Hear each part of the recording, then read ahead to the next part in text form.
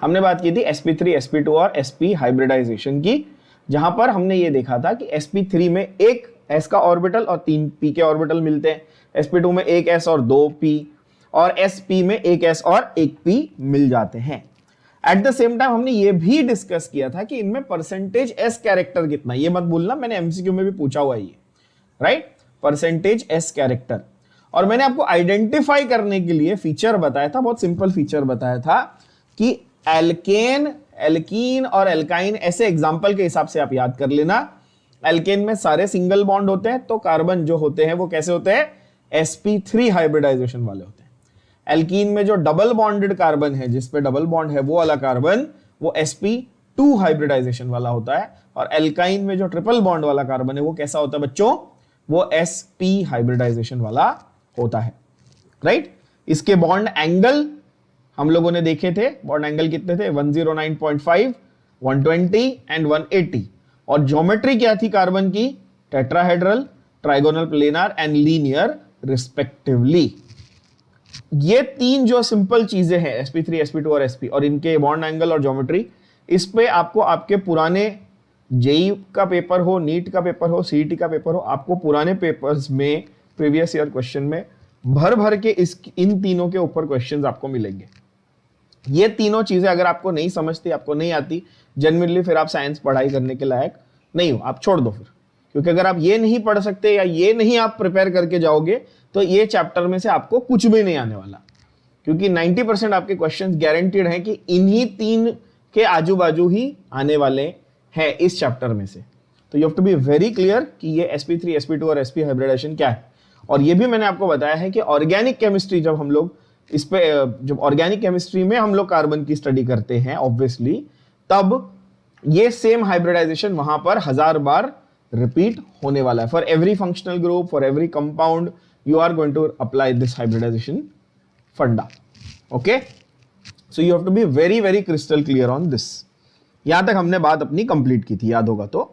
अब जरा देखते हैं कि टेक्स्ट बुक की भाषा में वो इन सेम चीजों को किस तरह से बता रहा है। चलो, sp3 हाइब्रिडाइजेशन, पेज नंबर आपका 67 ऑफ योर टेक्स्ट बुक, ठीक है। I hope everybody is on that page. ध्यान से देखो, मार्किंग करनी है। ओके, sp3 हाइब्रिडाइजेशन में क्या होता है, एक s होता है, 3 p होते हैं, ठीक है। कंपेरेबल एनर्जी होती है। कंपेरेबल एनर्जी क्यों होती है भाई, क्योंकि हाइब्रिडाइजेशन की कंडीशन क्या थी, they should have the nearly same energy. Yes or no, ये हमने ऑलरेडी किया हुआ है। हाइब्रिडाइजेशन की कंडीशन क्या थी, नियरली सेम, यानी कि कंपेरेबल एनर्जी होनी चाहिए। कितने ऑर्बिटल्स बनेंगे, 4 ऑर्बिटल्स बनेंगे। क्यों 4 ऑर्बिटल्स बन रहे हैं बताओ। ये अगेन ये पॉइंट देखो, number of orbitals formed is the same as number of participating orbitals. क्या ये हर एक थियरी अप्लाई हो रही है यहां पे, यस, हर एक पॉइंट यहां पर अप्लाई होता हुआ आपको दिख रहा है। एस ऑर्बिटल जो है वो स्फेरिकली सिमेट्रिकल होता है। एस का कोई शेप होता, मतलब कोई एक्सिस होता है नहीं, वो तो स्फीयर है, ठीक है। जबकि पी के एक्सिस होते हैं कौन से, एक्स वाई और जेड, दो लोब्स होते हैं ना एक्स वाई और जेड एक्सिस में। ये चारों sp3 हाइब्रिड ऑर्बिटल्स जो हैं ये इक्विवेलेंट इन एनर्जी है। इसके लिए मैंने वर्ड क्या याद रखने को बोला था बच्चों, क्या वर्ड याद रखने को बोला था, ये देखो, डीजेनरेट। कैसे होते हैं ये, डीजेनरेट होते हैं, means they have the same energy and shape. क्या ये बात समझ में आ रही है। अगर हाइब्रिड ऑर्बिटल बन गया, हाइब्रिड ऑर्बिटल बन गया तो उसका क्या होगा, एक लार्ज और एक स्मॉल लोब होगा। क्या ये मैंने आपको डायग्रामेटिकली दिखाया था, ओरिजिनली ये ऐसे दिखते थे, दोनों सेम लोब्स। बायो वाले बच्चे इसको क्रोमोसोम मत समझना। और अब कैसे दिख रहे हैं, एक छोटा लोब एक बड़ा लोब, हाइब्रिड वाला बनने के बाद। क्लियर। इसका एंगल कितना है, 109 डिग्री 28 मिनट्स। और शेप कैसा है, टेट्राहेड्रॉन है। एग्जाम्पल्स बहुत ही इंपॉर्टेंट, एग्जाम्पल्स क्या क्या है, CH4 यानी कि मीथेन, NH3 यानी कि अमोनिया एंड H2O यानी कि water molecule. Make sure that you right, ammonia के अंदर नाइट्रोजन के ऊपर क्या होता है बच्चों, एक लोन पेयर होता है। वाटर मॉलिक्यूल में ऑक्सीजन के ऊपर क्या होता है बच्चों, 2 लोन पेयर होते हैं, राइट। आप हाइब्रिडाइजेशन हमेशा कौन से वाले एटम का चेक करते हो, किसी भी एटम का चेक कर सकते हो क्या, यस, टेक्निकली आप किसी भी एटम का चेक कर सकते हो, बट आपके लिए रेलेवेंट कौन सा है, हमेशा आप किसका चेक करोगे, आप हमेशा सेंट्रल एटम का ही हाइब्रिडाइजेशन चेक करोगे। किसका चेक करोगे, किसका आप हाइब्रिडाइजेशन चेक करोगे, सेंट्रल एटम का। तो अगर मैं आपको ऐसे बोल दूं कि अच्छा बताओ NH3 का हाइब्रिडाइजेशन, तो मैं इस NH3 मॉलिक्यूल में कौन से एटम का हाइब्रिडाइजेशन आपको पूछ रहा हूं बाय डिफॉल्ट, कौन है सेंटर में, सेंटर में कौन है, नाइट्रोजन है। तो ये अंडरस्टूड सी बात है, तो ये बेवकूफी नहीं करना कि सर वो इस NH3 में किसका पूछ रहे हो, किसका मतलब वो अंडरस्टूड है कि आपको वो सेंट्रल एटम का ही पूछ रहा है। क्या ये बात समझ में आई? अगर आपको कोई पूछे बताओ BF3 का हाइब्रिडाइजेशन, तो किसका पूछ रहा है वो, बोरॉन ट्राइफ्लोराइड में किसका हाइब्रिडाइजेशन पूछ रहा है, क्या लगता है, बोरॉन का कि फ्लोरीन का? ऑब्वियसली बोरॉन का, बिकॉज सेंटर में कौन है, बोरॉन है। क्या ये बात भेजे में जा रही है? ना सेम मीथेन जो मैंने आपको भी लास्ट टाइम आपको यहां पे टेबल में लिख के समझाया था, ground state, excited state and hybridized state. ठीक है, पहले ग्राउंड स्टेट में जाएगा, फिर एक्साइटेड स्टेट में जाएगा, फिर हाइब्रिडाइज्ड हो जाएगा। देखो ग्राउंड स्टेट कार्बन का क्या है, 1s2 2s2 2p x1 2p y1 और pz में 0। अगर उसको 4 बॉन्ड बनाने हैं तो क्या होगा, 2s और 2p ये दोनों सब शेल के जितने भी ऑर्बिटल्स हैं ये सबका क्या हो जाता है, हाइब्रिडाइजेशन हो जाता है। तो पहले वो एक्साइटेड स्टेट में जाएगा, ये सेम चीज मैंने लिख के दिया, देखो चेक करो, पहले वो एक्साइटेड स्टेट में जाएगा, फिर वो हाइब्रिडाइज्ड स्टेट में जाएगा। आपकी टेक्स्ट बुक में यहां पर मिस्टेक है, आई एम प्रीटी श्योर आप एक बार सबने नोटिस जरूर किया होगा कि आपकी टेक्स्ट बुक में यहां पर कुछ प्रिंट नहीं हुआ है। देखा आप लोगों ने, टेक्स्ट बुक में यहां पर प्रिंटेड नहीं है, वहां पे लिखा हुआ नहीं है, ऑब्वियसली आपको लिखना है, उसका करेक्ट कॉन्फ़िगरेशन लिख लो बच्चों, 1s2 2s2 2p2। ठीक है, वो ग्राउंड स्टेट था। तो यहां पर क्या होता है कि भाई एक इलेक्ट्रॉन जंप मारता है, एक्साइटेड स्टेट में जाता है, वो तो अब ठीक है, और उसके बाद क्या हो जाता है, 4 sp3 हाइब्रिडाइज्ड ऑर्बिटल बन जाते हैं। They are maximum distance apart, अगर नजदीक आएंगे तो रिपल्शन होगा, दूर दूर रहेंगे तो स्टेबल रहेंगे। तो जितना मैक्सिमम डिस्टेंस हो सकता है, जितना वो दूर रह सकते हैं एक दूसरे से, वो मैक्सिमम डिस्टेंस क्रिएट करेंगे। और उनकी ज्योमेट्री आपको कैसी दिख रही है, उनकी ज्योमेट्री आपको दिख रही है टेट्राहेड्रल ज्योमेट्री। कैसी दिख रही है बच्चों, tetrahedral geometry. Okay, now hybrid orbitals कैसे बॉन्ड बनाते हैं, सिग्मा या पाई? हाइब्रिड ऑर्बिटल्स कैसे बॉन्ड बनाते हैं, सिग्मा या पाई? Sigma obviously. तो ये क्या करेंगे, ये हाइड्रोजन का जो s ऑर्बिटल है उसके साथ में ओवरलैप करेंगे। कैसा, एक्सियल या पैरेलल, ऐसा लैटरल, एक्सिस के अलोंग करेंगे या ऐसे करेंगे? सिग्मा बॉन्ड कैसा होता है, अलोंग द एक्सिस या फिर परपेंडिकुलर टू एक्सिस? कैसा होता है, ऑब्वियसली अलोंग द एक्सिस, इसलिए ओवरलैप कैसा है, एक्सियल ओवरलैप है। और इसको भी हम लोगों ने डिफाइन किया था कि इसको हम लोग स्पेसिफिकली अगर नाम देना चाहें तो we will call it sp3s overlap. ऐसा क्यों, मैंने डायग्राम बना के आपको अच्छे से दिखाया हुआ है, यहां पर आप देख सकते हो कि हाइड्रोजन का कौन सा ऑर्बिटल इन्वॉल्व था, s सब शेल का ऑर्बिटल, और कार्बन का कौन सा था, sp3 वाला था। तो इसलिए ये sp3s ओवरलैप है। क्या ये बात समझ में आई? So there you have sp3s overlap. अब आते हैं sp2 हाइब्रिडाइजेशन पे। कौन सा, sp2। तो यहां पर उन्होंने एग्जांपल में आपको BF3 और C2H4 दिया हुआ है। अगेन मैंने आपको सेम एग्जांपल लेके समझाया, इथीन का एग्जांपल लेकर आपको मैंने समझाया है। यहां पर वैल्यूज को मार्क करके रखना। 3 ऑर्बिटल्स हैं ऑब्वियसली, कैसे, 1s एंड 2p, टोटल 3 और हाइब्रिड ऑर्बिटल्स बनते हैं। तीनों मैक्सिमम डिस्टेंस पे हैं, एंगल कितना है, 120 डिग्री है। They are at the ends of a triangle in one plane. बहुत ही इंपॉर्टेंट पार्ट ये वाला, they are in one plane, which means this is a planar geometry. कैसी ज्योमेट्री है, प्लेनार। मतलब कि हम लोग नॉर्मली ज्योमेट्री वर्ड जो है ये 3D चीजों के लिए यूज करते हैं, बरोबर है, बट जब एक प्लेन में आ गया तो ये 2D हो गया, एक ही प्लेन में सब कुछ है कि नहीं। तो ये काफी इंपॉर्टेंट बन जाता है आपके जो एमसीक्यू पॉइंट ऑफ व्यू से, कि जो sp2 हाइब्रिडाइजेशन वाले मॉलिक्यूल होते हैं वो कैसे होते हैं, वो प्लेनार मॉलिक्यूल होते हैं बच्चों। ओके, sp2 हाइब्रिडाइजेशन के एग्जांपल BF3 है, C2H4 है, इथीन यानी कि C2H4 हम लोग इसका एग्जांपल ले रहे हैं। 1s 2p okay. ये जो दो sp2 हाइब्रिड ऑर्बिटल हैं ये एक्सियली वापस से हाइड्रोजन के s के साथ बॉन्ड होंगे, तो वहां पे sp3s बॉन्ड बन रहा था, यहां पे क्या बनेगा, यहां पे sp2s सिग्मा बॉन्ड बनेगा। क्या ये बात समझ में आ रही है? कैसा बॉन्ड बना? sp2s, sp2 और s के बीच में क्या बना? सिग्मा बॉन्ड बन गया। क्या ये बात समझ में आई सबको? यस। ग्राउंड स्टेट इस तरह से सेम। अगेन यहां पे मिस्टेक क्या है? ग्राउंड स्टेट क्या था? 1s2 2s2 2p2। Excited state में क्या है आपका? एक इलेक्ट्रॉन यहां से 2s से वहां चला गया, और यहां पे क्या है? Hybridised state.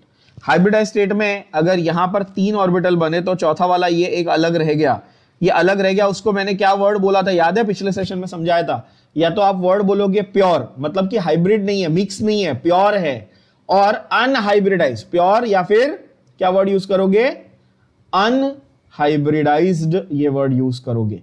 प्योर ऑर्बिटल क्या बनाते हैं? प्योर ऑर्बिटल क्या बनाएंगे बच्चों? प्योर ऑर्बिटल बनाएंगे पाई बॉन्ड। क्या बनाएंगे प्योर ऑर्बिटल? क्या बनाएंगे? Pi bond. Okay. Similarly they have also shown you boron trifluoride, very similar फंडा, वेरी सिमिलर फंडा। Okay, boron trifluoride. ओके, अभी बोरॉन का आप अगर वैलेंसी देखो, ध्यान से देखो, तो बोरॉन की जो कॉन्फ़िगरेशन है, ग्राउंड स्टेट की कॉन्फ़िगरेशन है, वो कुछ इस तरह की दिखती है। टोटल 5 इलेक्ट्रॉन है ना, तो 1s2 2s2 और 2p1। कितने अनपेयर्ड इलेक्ट्रॉन है बच्चों?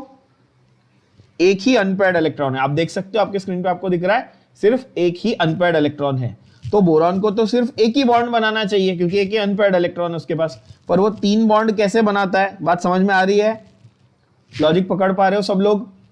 तो वो 3 बॉन्ड क्यों बनाता है और कैसे बनाता है? तो भाई वो ऐसे बना लेगा, राइट? एक्साइटेड स्टेट जो बोरॉन का है वो ऐसे बना लेगा। यहां पर मिस्टेक क्या दिख रही है आप लोगों को? मिस्टेक दिख रही है सब लोगों को? तो यहां पर मिस्टेक जरा नोट करना कि ये जो है ना इलेक्ट्रॉन यहां नहीं होना चाहिए, ऑब्वियसली, बिकॉज वो एक्साइटेड स्टेट दिखाने की कोशिश कर रहा है। Sorry, not this one, here this one. हाँ, ये इलेक्ट्रॉन यहां नहीं होना चाहिए क्योंकि वो एक्साइटेड स्टेट दिखाने की कोशिश कर रहा है। तो the requirement is there are 3 electrons which are unpaired, that is the requirement. समझ रहे हो बात को? आपकी रिक्वायरमेंट ये है कि आपके पास 3 अनपेयर्ड इलेक्ट्रॉन होने चाहिए। तो तीसरा आप वहां पे बना दो और 2s में एक इलेक्ट्रॉन कर दो। आपकी टेक्स्ट बुक में ये प्रिंटिंग एरर है। आई होप सबने ये प्रिंटिंग एरर नोट कर लिया। यस बच्चों, अब आपके पास कितने हो गए? अब 3 अनपेयर्ड इलेक्ट्रॉन हो गए कि 4 हो गए? कितने हो गए? 4 हो गए ना? Sorry, there should be 1। हाँ, बस ये यहां का एक नहीं होना चाहिए, बस ये वाला नहीं होना चाहिए। एक्स्ट्रा मत बनाओ, हाँ, वो एक खाली रहेगा। 2pz जो है वो खाली रहेगा। अब कितने हो गए आपके पास? 3 अनपेयर्ड इलेक्ट्रॉन हो गए ना। टोटल आपके पास 5 ही होने चाहिए बोरॉन के, एक्स्ट्रा थोड़ी होना चाहिए इलेक्ट्रॉन। अभी पहले उन्होंने 6 बनाए थे। तो यहां पर जो तीनों ऑर्बिटल्स हैं, कौन से वाले, कौन से 3 ऑर्बिटल मिक्स होंगे बताओ? ये एक s का, ये एक p का और ये एक p का, ये तीनों आपस में क्या हो जाएंगे? मिक्स हो जाएंगे। और इसको 2p1 कर लो, 2py1 कर लो, देखो है ना। तो एक्साइटेड स्टेट में आने के बाद अब ये क्या करेंगे? sp2 हाइब्रिडाइजेशन करेंगे। sp2 क्यों हाइब्रिडाइजेशन हो रहा है? बिकॉज देयर इज एक s और 2 p that are getting hybridized together, that are mixing together, right? तो अब जो नए हाइब्रिड ऑर्बिटल्स हैं वो कुछ इस तरह के दिखेंगे बच्चों। 3 न्यू हाइब्रिड ऑर्बिटल्स। ये कौन से वाले हैं 3 न्यू हाइब्रिड ऑर्बिटल्स? ये sp2 टाइप के हाइब्रिड ऑर्बिटल्स हैं। और ये जो बचा हुआ है ये कौन सा है? कोई बता सकता है? ये जो बचा हुआ है ये कौन सा है? ये प्योर pz है। कौन सा? ये प्योर pz, जो यहां पे अलग खाली पड़ा हुआ था ना, ये वाला, ये प्योर है। इसको हाइब्रिडाइजेशन में पार्ट लेने की जरूरत नहीं पड़ी। पर इससे हमको कोई फर्क पड़ रहा है फिलहाल? नहीं, क्योंकि वो एम्प्टी है, खाली है, तो कोई पाई बॉन्ड भी नहीं बनाने वाला। क्या ये बात समझ पा रहे हैं आप लोग? यस। तो यहां पर each sp2 hybrid orbital of boron, right, is going to overlap axially with, now this is interesting, fluorine, fluorine का जो एटम है, फ्लोरीन का जो एटम है वो अपना कौन सा ये लेके आएगा, कौन सा ऑर्बिटल लेके आएगा, जरा ये देखना, बात को समझना। फ्लोरीन का इलेक्ट्रॉनिक कॉन्फ़िगरेशन क्या है? Fluorine is atomic number 9, configuration is 1s2 2s2 2p5, agreed? तो कैसा दिखेगा?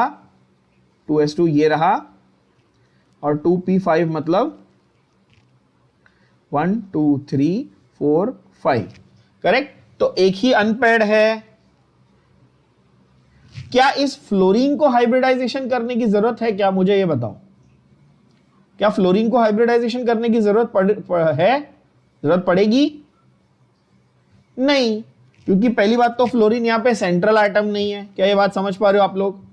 फ्लोरीन यहां पे सेंट्रल एटम नहीं है, पहली बात। दूसरी बात ये कि फ्लोरीन के पास एक अनपेयर्ड इलेक्ट्रॉन है, उसको एक बॉन्ड बनाना है, बात खत्म। उसको हाइब्रिडाइजेशन करने की कोई कंपल्शन है क्या? बोलो हाँ या ना। नहीं है, राइट? तो यहां पर क्या होगा, सोचो।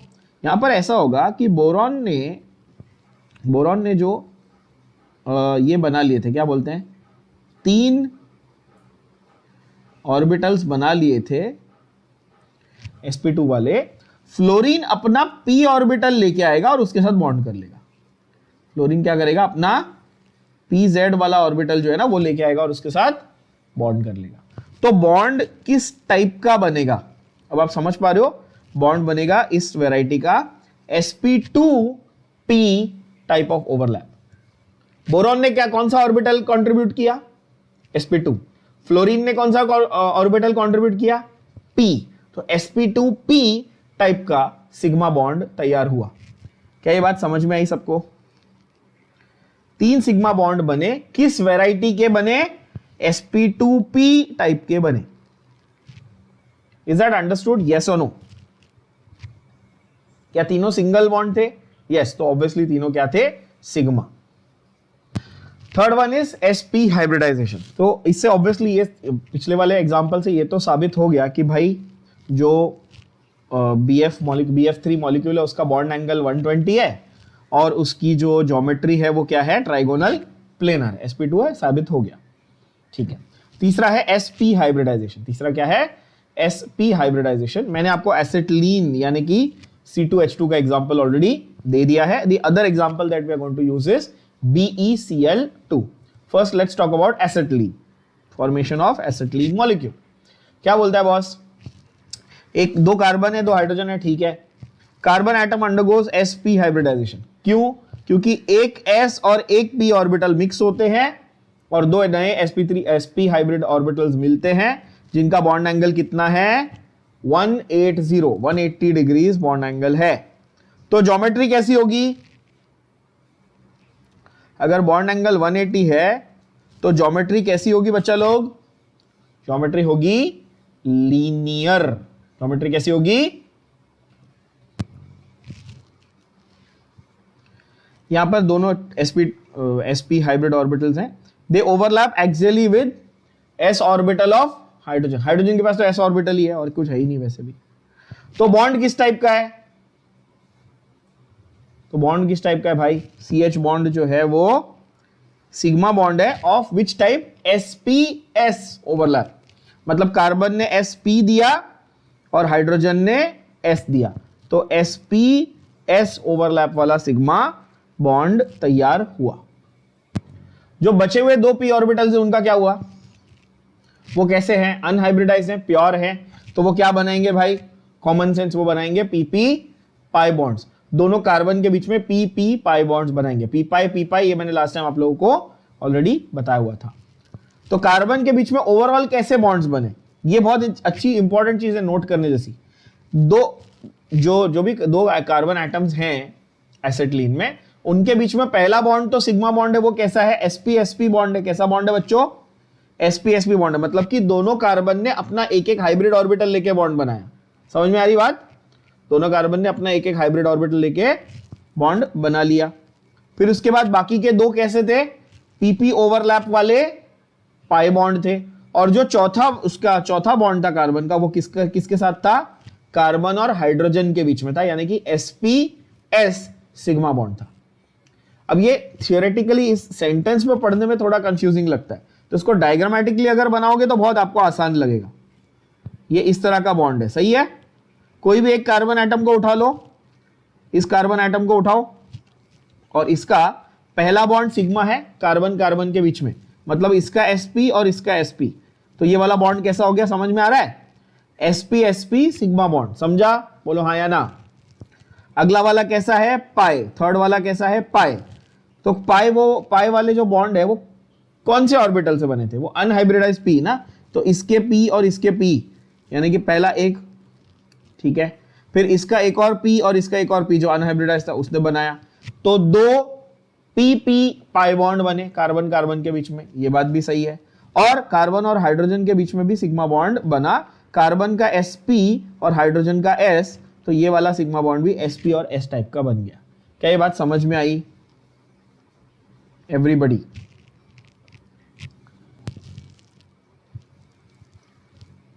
कॉन्फ़िगरेशन ऐसा दिखेगा ग्राउंड स्टेट में 1s2 2s2 2p2, फिर से सेम एक्साइटेड स्टेट में क्या होगा, एक अनबॉन्ड हो जाएगा।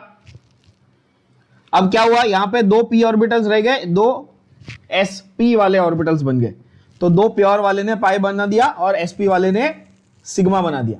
तो इन टोटल हर कार्बन के पास दो सिग्मा बॉन्ड हुए, दो पाई बॉन्ड हुए, ऐसे करके उसका ट्रिपल बॉन्ड तैयार होगा।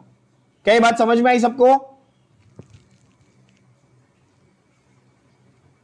तो यहां पे सेम लॉजिक अपन BeCl2 के लिए कैसे लगा सकते हैं। अब यहां पे टेक्स्ट बुक में दिया नहीं है BeCl2, सिर्फ नाम दिया हुआ है, सिर्फ नाम दिया हुआ है BeCl2 का, बट आप ड्रॉ करके देखो, खुद से ड्रॉ करके देखो, समझ में आएगा।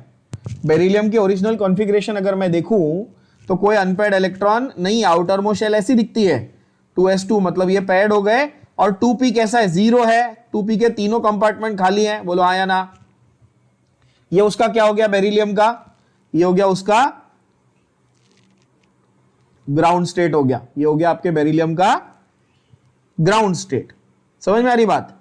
अब मुझे ये बताओ कि इसके हिसाब से तो बेरिलियम को इनर्ट होना चाहिए, बॉन्ड बनाना ही नहीं चाहिए, क्योंकि उसके पास एक भी अनपेयर्ड इलेक्ट्रॉन नहीं है।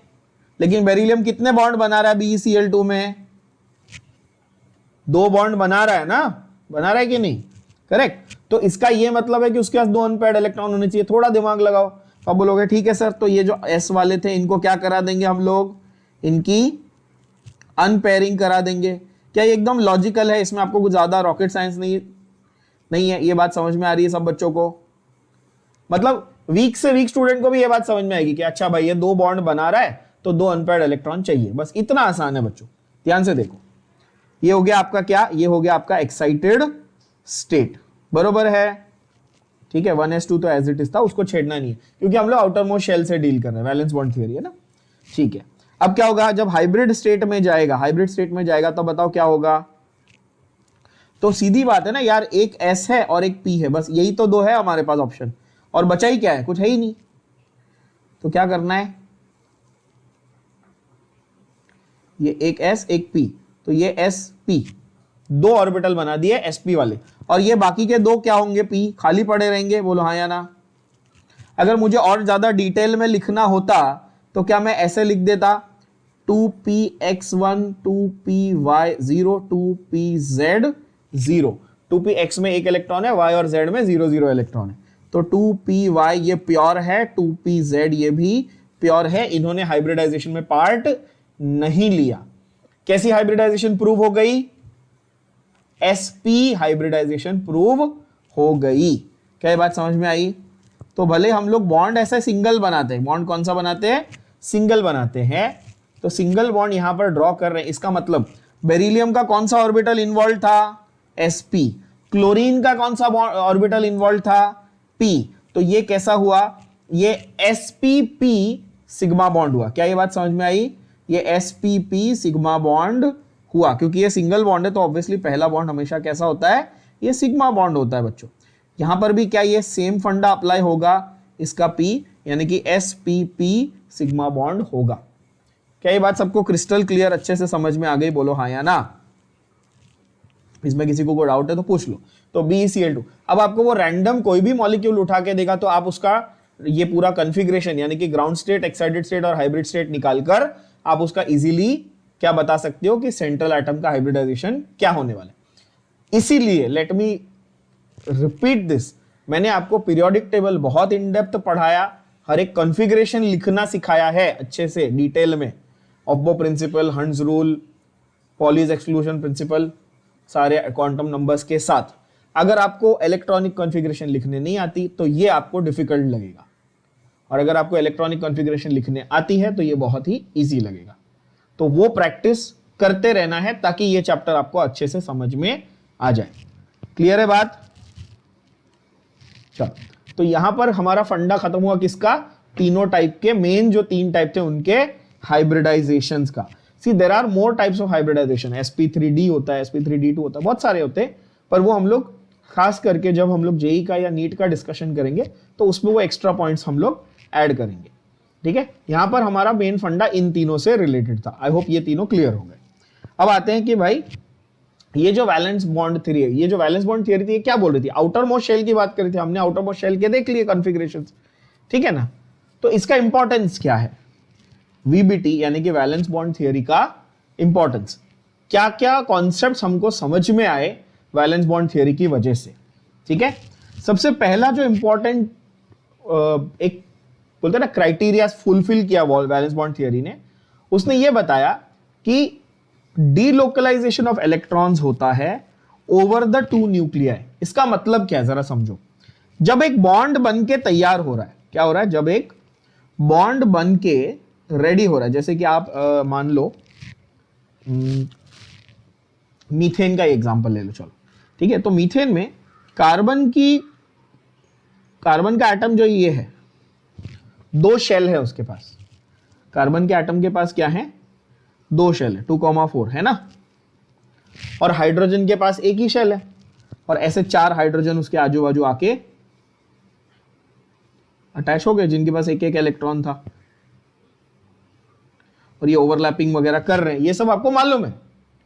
बट होता क्या है कि पहला इंडिविजुअल एटम जो है, अगर आप एक इंडिविजुअल एटम की बात करो तो ये जो सारे इलेक्ट्रॉन्स आपको दिख रहे हैं बच्चों, ये सारे इलेक्ट्रॉन्स सिर्फ एक ही न्यूक्लियस से इंटरैक्ट करने की कोशिश कर रहे हैं। Yes or no?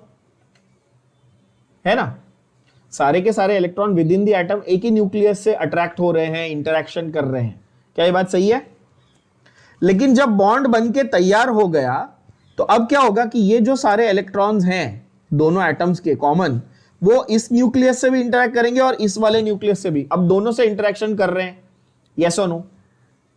तो यानी कि रीडिस्ट्रीब्यूशन हुआ ना इलेक्ट्रॉन्स का बिटवीन द टू न्यूक्लियाई। दो न्यूक्लियस के बीच में, दो न्यूक्लियाई के बीच में रीडिस्ट्रीब्यूशन यानी कि डीलोकलाइजेशन हुआ इलेक्ट्रॉन्स का। तो ज्यादा अच्छे से स्प्रेड आउट हो गए इलेक्ट्रॉन्स, और इलेक्ट्रॉन डेंसिटी जब बैलेंस हो जाती है तो अच्छा बॉन्ड फॉर्म होता है, अच्छी स्टेबिलिटी होती है। क्या ये बात समझ में आई?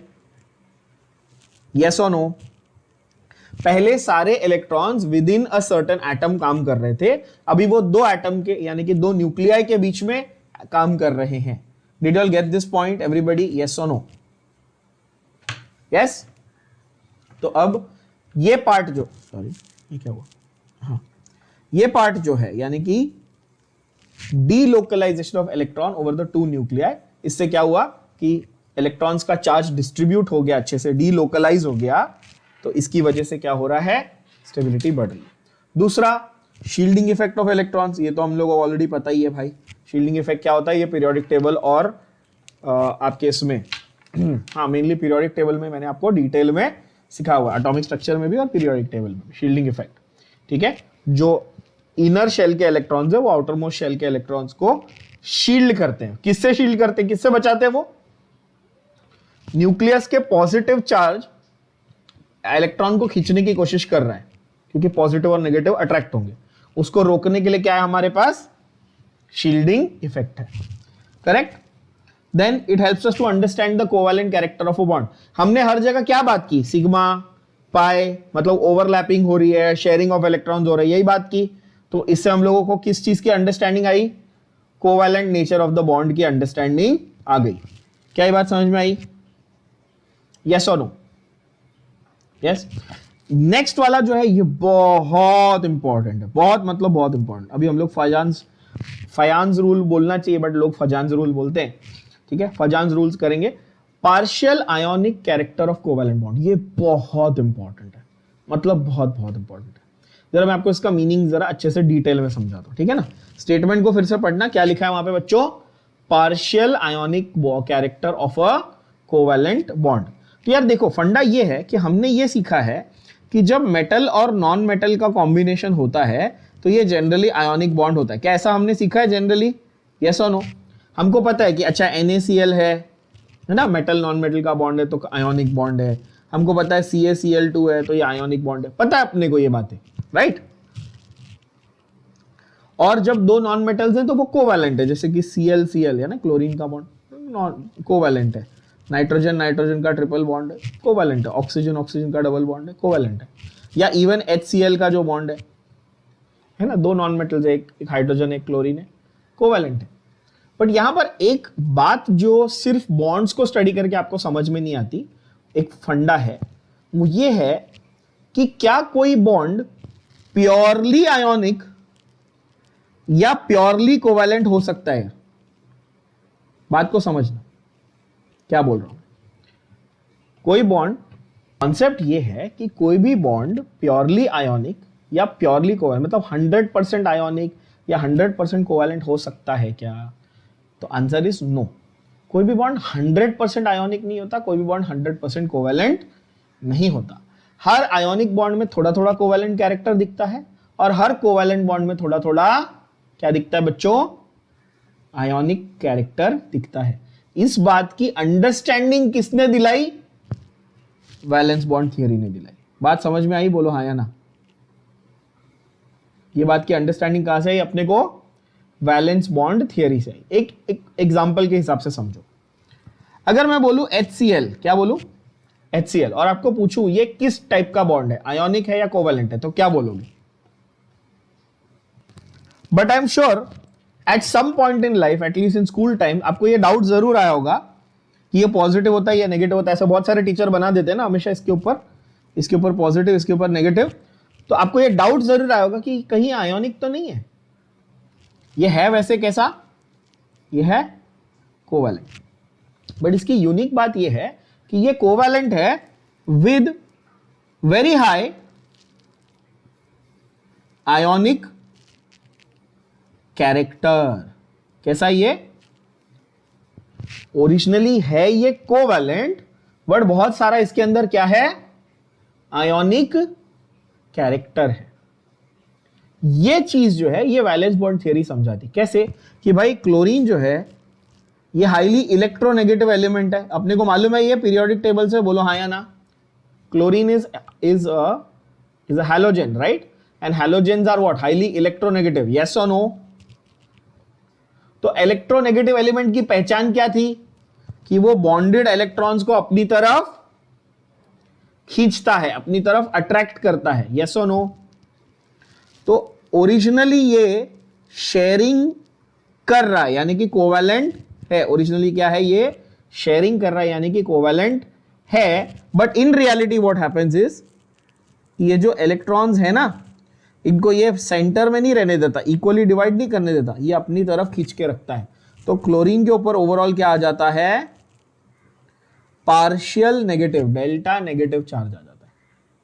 इसीलिए इसको हम लोग बोलते हैं ionic character inside a covalent bond. क्या ये बात समझ में आई?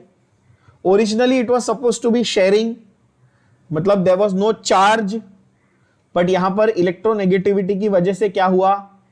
पोलैरिटी आ गई, डेल्टा नेगेटिव आ गया। तो हाइड्रोजन के ऊपर क्या आ जाएगा बोलो? डेल्टा पॉजिटिव आ जाएगा। डेल्टा मतलब छोटा, डेल मतलब स्मॉल, ओके? तो डेल पॉजिटिव और डेल नेगेटिव चार्ज, यानी कि थोड़ा थोड़ा चार्जेस डेवलप हुआ, यानी कि पार्शियल आयोनिक कैरेक्टर आ गया कोवैलेंट बॉन्ड में। क्या ये बात समझ में आई? बोलो हाँ या ना। और ये कॉन्सेप्ट हमको किससे समझ में आता है? वैलेंस बॉन्ड थियरी की वजह से ही समझ में आता है। तो partial ionic character in a covalent bond. Did you all get this point, everybody? Yes or no? In one word, if I have to describe it, I will call it polarity. What will I call it? Polarity. यानी कि covalent compound में polarity बन गई, positive negative बन गया, इसको हम कहते हैं पार्शियल आयोनिक कैरेक्टर। ओके, तो ये हमारा partial covalent character, sorry partial ionic character, that is polarity.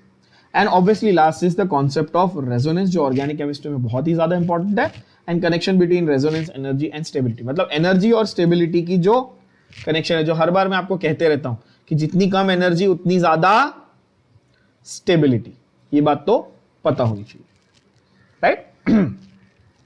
Then you have limitations of valence bond theory. What are the limitations of VBT?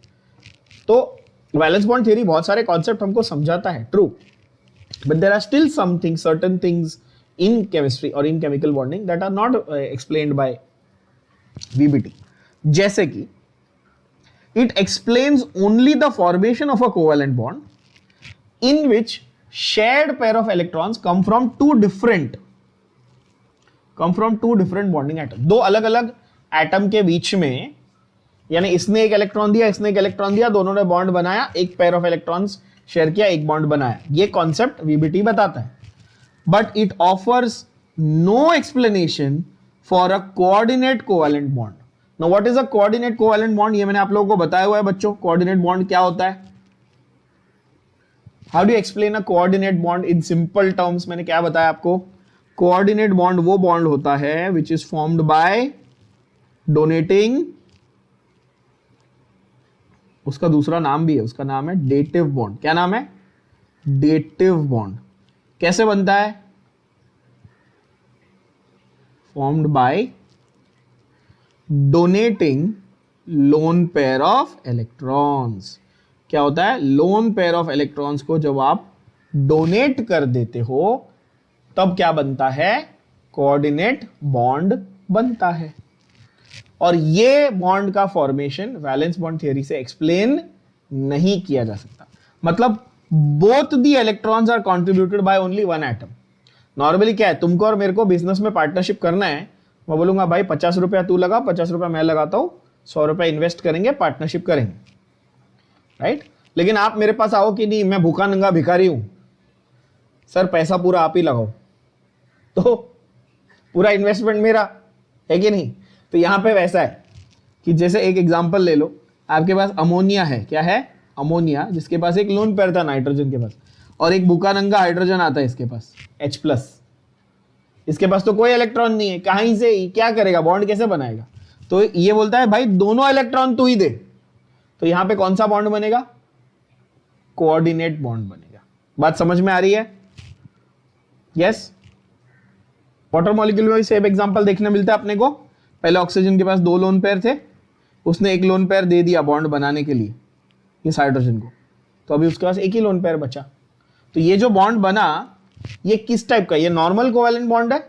नहीं, क्योंकि यहां पे दोनों इलेक्ट्रॉन किसने दिए? एक ही एटम ने दिए।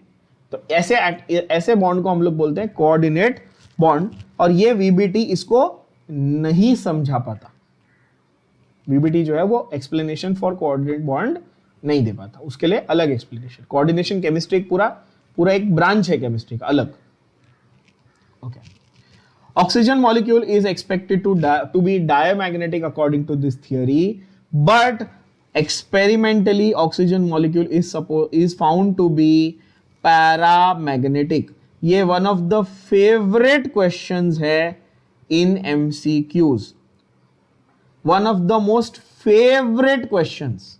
Oxygen is supposed to be what kind of magnetic material? Oxygen is supposed to be diamagnetic type of material, but experiment से पता चला कि ऑक्सीजन कैसा है? ऑक्सीजन पैरामैग्नेटिक है। One very very important MCQ, direct MCQ question. You open your previous year questions, you open your any reference books of MCQs, you will find this question at least appearing 10 times। ठीक है, तो direct याद कर लेना। Oxygen कैसा expected था? Diamagnetic expected था। कैसा निकल के आया? पैरामैग्नेटिक निकल के आया।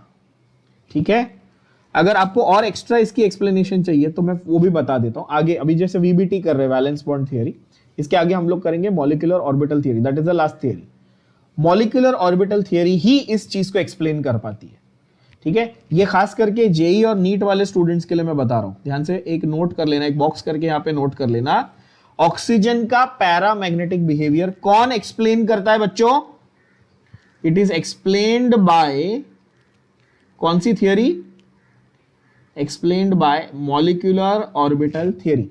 जहां पे वीबीटी फेल हो गई, ऑक्सीजन का पैरामैग्नेटिक बिहेवियर एक्सप्लेन नहीं कर पाई, वहीं पर मॉलिक्यूलर ऑर्बिटल थियरी ने आके प्रॉपर एक्सप्लेनेशन दिया of why oxygen is paramagnetic. क्या ये बात समझ में आई? फिर से रिपीट कर रहा हूं, ये जेई और नीट स्टूडेंट्स के लिए काफी इंपॉर्टेंट सेंटेंस है, ध्यान में रख लेना। ठीक है बच्चों?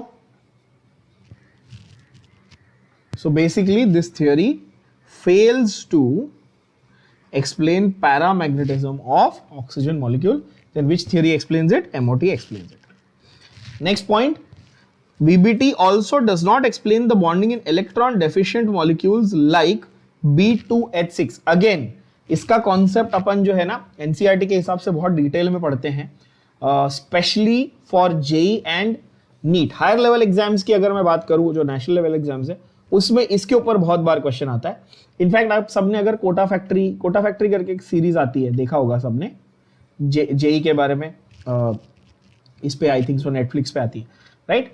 तो उसमें ना वो एक एपिसोड है जहां पे वो केमिस्ट्री टीचर ये बता भी रहा होता है, बनाना बॉन्डिंग, ऐसे वो एक बोलते हैं, पॉपुलर टर्म है बनाना बॉन्ड।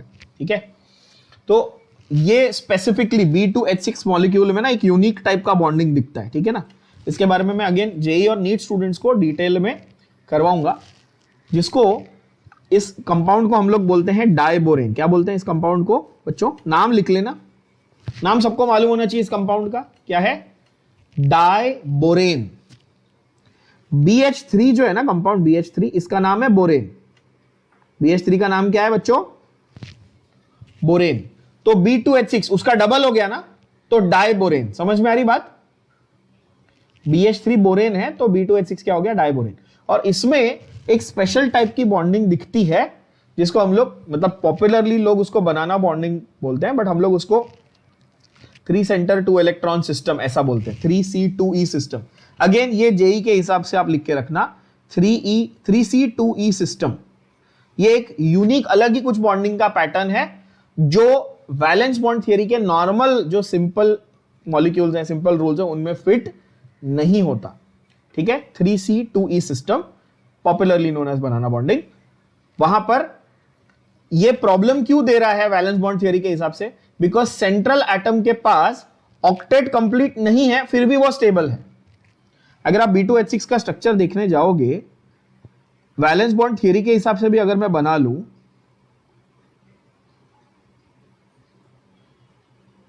तो बोरॉन को तो 4 बॉन्ड नहीं बनाने चाहिए, है कि नहीं? बोरॉन तो मैक्सिमम 3 बॉन्ड ही बना सकता है ना वैलेंस बॉन्ड थियरी के हिसाब से बच्चों। हमने थोड़ी देर पहले देखा भी था, देखो वापस जाके देखते हैं। या आई हैड एक्सप्लेन्ड दिस ना, बोरॉन के पास कितने अनपेयर्ड इलेक्ट्रॉन्स है? 3 से ज्यादा बॉन्ड तो वो बना नहीं सकता। तो B2H6 में अगर मुझे इसकी स्टेबिलिटी को समझाना है, तो मैं ऐसे बोलूंगा ना कि यहां पे एक चौथा बॉन्ड बन रहा है, but how can valence bond theory justify this formation of 4th bond? क्या ये बात समझ में आ रहा है सबको? तो इसीलिए ये वाले मॉलिक्यूल की स्टेबिलिटी VBT समझा नहीं पाती। आई होप ये बात समझ में आई सबको। अब ये क्यों स्टेबल है, कैसे बनता है, ये हम लोग अभी एनसीईआरटी में से देखेंगे, उसकी चिंता मत करो। तो दैट इज B2H6 का भी एक्सप्लेनेशन वैलेंस बॉन्ड थियरी, ना ही ऑक्सीजन के मैग्नेटिज्म को समझा पाया वैलेंस बॉन्ड थियरी, ना ही डाइबोरेन की स्टेबिलिटी को समझा पाया। तो इसीलिए ये सारे आपके क्या बन गए? Limitations of valence bond theory बन गए। तो आखिरी थियरी जो है वो है मॉलिक्यूलर ऑर्बिटल थियरी। कौन से 2 साइंटिस्ट ने दी थी? दोनों का नाम आपने सुना हुआ है, हंड एंड मुलिकन। 2 साइंटिस्ट कौन से थे बच्चों? हंड एंड मुलिकन। अब इस थियरी का फीचर, जो मेन फंडा था, जरा वो समझना। Let's go back to valence bond theory. Valence bond theory ने क्या बोला कि भाई एक एटम के ही जो ऑर्बिटल्स हैं वो आपस में मिक्स होकर हाइब्रिडाइज हो जाएंगे आउटर मोस्ट के, और फिर वो बॉन्डिंग करेंगे, ओवरलैप, या तो सिग्मा या तो पाई। यहां तक वैलेंस बॉन्ड थियरी ने बताया था, हमको समझ में आया था, yes or no? Molecular orbital theory उसको एक स्टेप आगे लेके गई। कैसे? मॉलिक्यूलर ऑर्बिटल थियरी ने बोला कि जो बॉन्डिंग है ना, जो मतलब जो इलेक्ट्रॉन्स, शेयर्ड इलेक्ट्रॉन्स आ रहे हैं ना, वो एटॉमिक ऑर्बिटल्स में नहीं जाएंगे, वो मॉलिक्यूलर ऑर्बिटल्स में जाएंगे। बात को समझना फिर से। वैलेंस बॉन्ड थियरी ने क्या बोला था कि वो एटॉमिक ऑर्बिटल्स के अंदर रहते हैं। इलेक्ट्रॉन्स कहां रहते हैं? एटम के जो ऑर्बिटल्स है उसके अंदर रहते हैं, करेक्ट। मॉलिक्यूलर ऑर्बिटल थियरी क्या बोल रही है? इलेक्ट्रॉन्स कहां रह रहे हैं? मॉलिक्यूलर ऑर्बिटल्स में रह रहे हैं। पहले तो ये सिंपल पॉइंट को समझो। तो यहां पर इलेक्ट्रॉन्स कहां जाके रहेंगे? कौन से ऑर्बिटल्स में जाके रहेंगे? मॉलिक्यूलर ऑर्बिटल्स में रहेंगे। अब अगला सवाल यह आता है कि ये मॉलिक्यूलर ऑर्बिटल्स क्या है और कहां से आए? क्योंकि अभी तक तो ऑर्बिटल्स किसको बिलोंग करते थे? एटम्स को बिलोंग करते थे। क्या ये बात सही है? Yes or no? अभी तक इलेक्ट्रॉन्स किसको बिलोंग करते थे, या जो ऑर्बिटल्स है वो किसको बिलोंग करते थे? वो एटम का हिस्सा थे। अब अचानक इलेक्ट्रॉन, जो ऑर्बिटल्स वो किसका हिस्सा बन गए? मॉलिक्यूल्स का हिस्सा बन गए। तो ये समझना है। अब अगला स्टेप हमारा ये होगा कि मॉलिक्यूलर ऑर्बिटल थ्योरी में ये समझेंगे कि मॉलिक्यूलर ऑर्बिटल्स होते क्या है, कहां से बनते हैं, राइट। तो वो बोलता है भाई कि एक एटॉमिक ऑर्बिटल, एक एटम के अंदर जो ऑर्बिटल है उसका इंफ्लुएंस सिर्फ उसी के न्यूक्लियस से है। आप बोलोगे हाँ सही बात है, लेकिन एक मॉलिक्यूलर ऑर्बिटल में इट इज इन्फ्लुएंस्ड बाय 2 और मोर न्यूक्लियाई। ये एग्जांपल सेम हमने अभी थोड़ी देर पहले देखा था। जब बॉन्ड बना तो दोनों न्यूक्लियस से इंटरैक्ट कर रहे इलेक्ट्रॉन, ये देखा था हमने, है कि नहीं। तो इससे क्या मतलब पता चला अपने को कि एटॉमिक ऑर्बिटल मोनोसेंट्रिक है। मोनोसेंट्रिक मतलब उसी का एक ही सेंटर है, न्यूक्लियस। जबकि मॉलिक्यूलर ऑर्बिटल कैसा है? पॉलीसेंट्रिक है, यानी कि बहुत सारे न्यूक्लियाई के इंफ्लुएंस में वो हो सकता है। तो ये मॉलिक्यूलर ऑर्बिटल बनता कैसे है? जब 2 एटॉमिक ऑर्बिटल मिलते हैं तो मॉलिक्यूलर ऑर्बिटल तैयार होता है। क्या ये बात समझ में आई? ये सेंटेंस के ऊपर फोकस करो सब बच्चों। क्या लिखा है पढ़ो। When 2 atomic orbitals combine, molecular orbitals are formed. याद करो, जब 2 ऑर्बिटल मिल रहे थे तो हाइब्रिड ऑर्बिटल बन रहा था। Yes or no? हाइब्रिडाइजेशन में हमने पढ़ा है, बोलो हाँ या ना। यस। सेम वे यहां पर जब 2 एटॉमिक ऑर्बिटल्स मिलेंगे तो क्या तैयार होगा? मॉलिक्यूलर ऑर्बिटल तैयार होगा। क्या यह बात भेजे में गई? डिफरेंस ये है कि हाइब्रिडाइजेशन एटम के अंदर ही अंदर हो रहा था। यहां पे क्या होगा? यहां पे 2 अलग अलग एटम के ऑर्बिटल्स की मिक्सिंग होगी। फर्क समझ में आया? Hybridization was happening within the atom and molecular orbitals are being formed between 2 different atom। 2 अलग अलग एटम के, इसका एटॉमिक ऑर्बिटल लिया, इसका एटॉमिक ऑर्बिटल लिया, मिक्स किया, क्या तैयार हुआ? मॉलिक्यूलर ऑर्बिटल तैयार हुआ। क्या ये बात समझ में आई? Everybody clear? एकदम सिंपल कर दिया, राइट। 2 एटॉमिक ऑर्बिटल लिए, मिक्स किया, मॉलिक्यूलर ऑर्बिटल बन गया। अगला सवाल ये है, क्यों बनाने का मॉलिक्यूलर ऑर्बिटल? ऐसा क्या खास है मॉलिक्यूलर ऑर्बिटल में भाई, राइट। तो मॉलिक्यूलर ऑर्बिटल में आपके पास 2 वेराइटीज है जिससे बॉन्डिंग पैटर्न समझ में आता है। 2 वेराइटीज कौन सी है? बहुत सिंपल वाला 2 वेराइटीज है। एक है बॉन्डिंग मॉलिक्यूलर ऑर्बिटल और दूसरा है एंटी बॉन्डिंग मॉलिक्यूलर ऑर्बिटल। कौन से? रिपीट करेंगे सारे बच्चे। पहला वैरायटी कौन सा है? Bonding molecular orbital. और दूसरा वैरायटी कौन सा है? Anti bonding molecular orbital. नाम से ही पता चल रहा है क्या कि बॉन्डिंग वाला बॉन्डिंग में हेल्प करेगा और एंटी बॉन्डिंग वाला बॉन्डिंग नहीं होने देगा। सही बात है। नाम से जो एंटी बॉन्डिंग है भाई, राइट। इंडिया में आजकल सुनते हो ना अपने देश में क्या, anti BJP, anti Congress, anti Modi, anti Rahul Gandhi चल रहा है ना। तो एंटी बॉन्डिंग तो पता ही चल गया, जो बॉन्डिंग के खिलाफ हो। सही बात है, इसमें कोई रॉकेट साइंस है क्या? तो मुझे यह बताओ, सोच के लॉजिकली बताओ कि जब आप चाहते हो कि ये 2 एटम की बॉन्डिंग होनी चाहिए, ये 2 एटम के बीच में बॉन्ड बनना चाहिए, तो आपको कौन से वाले मॉलिक्यूलर ऑर्बिटल की ज्यादा जरूरी है, बॉन्डिंग वाले की कि एंटी बॉन्डिंग वाले की? Common sense, yes. आप बोलोगे सर ये तो बहुत सिंपल है, हमको बॉन्डिंग वाले की जरूरत है। सही बात है, हमको एंटी बॉन्डिंग वाले की ज्यादा जरूरत नहीं होनी चाहिए। अगर हमें क्या कराना है, हमें बॉन्डिंग, स्टेबल बॉन्ड बनाना है, तो हमें बॉन्डिंग मॉलिक्यूलर ऑर्बिटल की ज्यादा आवश्यकता है, ज्यादा जरूरत है, rather than the anti bonding one. ये भी काफी लॉजिकल बात है, बोलो हाँ या ना। चलो अब अगला जो कॉन्सेप्ट है कंस्ट्रक्टिव और डिस्ट्रक्टिव इंटरफेरेंस का, जरा उसके बारे में बात करते हैं। तो एमओटी में अभी तक हमको क्या समझा कि एटॉमिक ऑर्बिटल्स लिए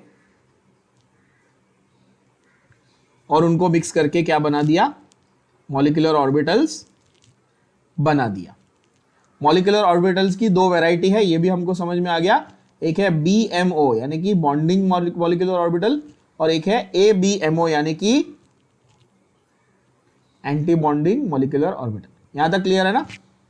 अब ये दोनों कैसे बने, बॉन्डिंग वाले और एंटी बॉन्डिंग वाले, ये दोनों कैसे बने, समझो बात को। तो देखो यार, मैं ऐसा कह सकता हूं कि हर ऑर्बिटल के अंदर इलेक्ट्रॉन की अपनी एक एनर्जी होती है। क्या ये बात से आप एग्री करते हो? हमने ऑफ-बो प्रिंसिपल में पढ़ा था कि जी ऑर्बिटल्स जो है वो धीरे धीरे धीरे इनके एनर्जी इंक्रीज होती है और उसी ऑर्डर में इलेक्ट्रॉन्स फिल होते हैं। ये तो हमने देखा है, यस और नो, है कि नहीं। आप इमेजिन करो कि एक ऐसा ऑर्बिटल है जिसकी एनर्जी है समझो 10 जूल। कितनी है? 10 जूल्स उसकी एनर्जी है। एक 10 किलो जूल मान लो। कितनी एनर्जी है बच्चों? 10 किलो जूल। ऐसा एक ऑर्बिटल आप लेके आए, मान लो आप हाइड्रोजन का 1s1 ऑर्बिटल लेके आए, फर्स्ट वाला हाइड्रोजन का s1 का ऑर्बिटल लेके आए 1s का, जिसकी एनर्जी कितनी थी? 10 किलो जूल थी। सामने और एक हाइड्रोजन आया, हाइड्रोजन का एटम आया, इसका भी 1s1 ऑर्बिटल है, उसकी भी एनर्जी कितनी है? 10 किलो जूल है। इसका एक इलेक्ट्रॉन यहां पर है, इसका एक इलेक्ट्रॉन यहां पर है। सो फार पिक्चर इज क्लियर। दो हाइड्रोजन एटम्स हैं, मैं दोनों के बीच में बॉन्ड बनाने की कोशिश कर रहा हूं एमओटी के हिसाब से, राइट। अब जरा इमेजिन करो, सॉरी दिस वाज 10 किलो, हाँ। अब ये 10 और 10 दोनों की एनर्जी, ये दोनों ऑर्बिटल्स की एनर्जी क्या हो रही है? मिल रही है। ये दोनों ऑर्बिटल्स की एनर्जी क्या हो रही है? अभी कंबाइन हो रही है। ध्यान से सुनना, ये दोनों को कंबाइन किया तो टोटल एनर्जी कितनी बनी? कंबाइन किया तो 20 किलो जूल एनर्जी बन गई, बरोबर है। अब कुछ बच्चे ये बोलेंगे कि सर 20 किलो जूल एनर्जी बन गई तो डिस्ट्रीब्यूशन बोलता है कि 10 इधर 10 इसको और 10 इसको, ऐसा है। वो तो पहले से ही था ना। अगर मेरे को इक्वल डिस्ट्रीब्यूशन ही करना है तो 10 इसकी एनर्जी 10 इसकी एनर्जी, ये तो पहले से ही थी, तो मैं मिक्सिंग करके क्या अचीव करूंगा? बात समझ पा रहे हो? मतलब ऐसा हुआ, मैंने तुमसे 100 रुपए लिए, एक और जन से 100 रुपए लिए, फिर मिक्स किया 200 हुआ, वापस 100 रिटर्न कर दो, फायदा क्या हुआ? कुछ फायदा हुआ नहीं ना। तो यहां पर जो ये होता है ना, जब दोनों ऑर्बिटल्स मिलते हैं ना, तो एनर्जी का रिडिस्ट्रीब्यूशन कैसे होता है? बहुत मस्त होता है, देखना। जो 20 किलो जूल एनर्जी मेरे को मिली है ना बच्चों, वो एक्चुअली 15 और 5 ऐसा रिडिस्ट्रीब्यूट होती है। कैसे हो जाती है? 15 और 5। एग्जाम्पल के नंबर्स के हिसाब से इसलिए समझा रहा हूं क्योंकि आसान हो जाता है। जब नंबर होता है ना तो आपको इजीली समझ में आता है। यहां पे समझे आप, ओरिजिनली इसकी वैल्यू कितनी थी? 10। ओरिजिनली इसकी वैल्यू कितनी थी? 10। लेकिन जो नए दो ऑर्बिटल्स बने वो कैसे थे? एक 15 किलो जूल वाला था और एक 5 किलो जूल वाला था। क्या ये बात भेजे में गई? बोलो हाँ या ना। रीडिस्ट्रीब्यूशन समझ में आया एनर्जी का? एक हायर एनर्जी वाला बन गया और एक लोअर एनर्जी वाला बन गया। बोलो हाँ या ना। जो 20 किलो जूल एनर्जी थी वो 15 और 5 ऐसे, एक हायर एनर्जी और एक लोअर एनर्जी। अब थोड़ा कॉमन सेंस लगाओ जरा। हायर एनर्जी मतलब स्टेबल रहेगा कि नहीं रहेगा? हायर एनर्जी मतलब स्टेबल रहेगा कि अनस्टेबल रहेगा? जितनी ज्यादा एनर्जी उतनी कम स्टेबिलिटी, ये 1000 बार बता चुका हूं। तो इलेक्ट्रॉन को कहां जाने का मन है? 5 वाले में कि 15 वाले में? 5 वाले में। तो अब क्या हुआ? अब आपको समझ में आया कि अच्छा, पहले दोनों इलेक्ट्रॉन यहां थे, जब बॉन्डिंग होगी तो दोनों इलेक्ट्रॉन यहां आने की कोशिश करेंगे, बिकॉज यहां पर उनको ज्यादा अच्छी स्टेबिलिटी मिलेगी, क्योंकि यहां पर उनको कम एनर्जी मिल रही है। क्या ये बात समझ में आई? क्रिस्टल क्लियर हुई? यस।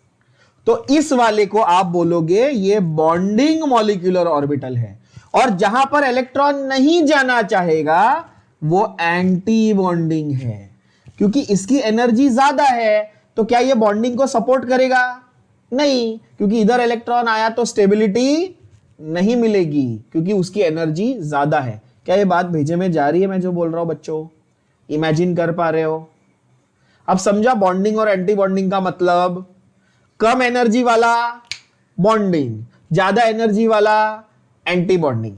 Yes or no? और एक एग्जांपल ऐसे आप ले सकते हो, सपोज इसकी 50 किलो जूल थी, इसकी 50 किलो जूल थी, रिडिस्ट्रीब्यूशन में इसको 75 मिला, इसको 25 मिला। इलेक्ट्रॉन कहां जाना पसंद करेंगे? इलेक्ट्रॉन लोअर एनर्जी वाले में जाना पसंद करेंगे। पहले आप इलेक्ट्रॉन हो, आप 50 वाले में बैठे थे, आपको तो और मजा आएगा ना जब आप 25 वाले में जाओगे, आप तो अच्छे से बॉन्डिंग करोगे, क्योंकि lower energy means higher stability. यहां पे हमको ये समझ में आया कि अच्छा ये दो एटॉमिक ऑर्बिटल मिले थे तो दो मॉलिक्यूलर ऑर्बिटल बने थे, एक एंटी बॉन्डिंग वाला बना था और एक बॉन्डिंग वाला बना था, और इलेक्ट्रॉन को जैसे ही मौका मिलेगा वो बॉन्डिंग वाले में जाएगा। काफी अच्छे से क्लैरिटी। अगला स्टेप बहुत ही सिंपल है, वो बोलता है बॉन्डिंग वाले को बोलने का सिग्मा या तो पाई। बॉन्डिंग वाले को कैसा बोलने का?